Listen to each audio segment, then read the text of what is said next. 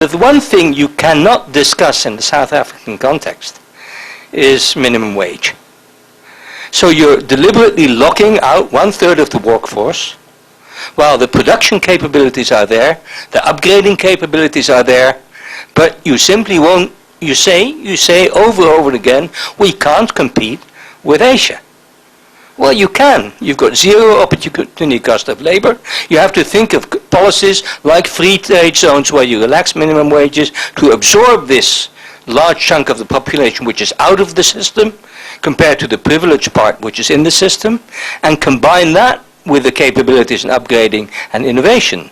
So you really need a two-pronged approach, and you have to address this taboo that you can continue locking out 1/3 of the workforce and think you can create enough employment through the other route, which you can't. Okay, no, I like that, and I'm glad to be challenged, but here's a puzzle for you, Eddie. So I live in Cape Town, and Cape Town has had for a very long time a very strong tradition of clothing manufacture, very strong.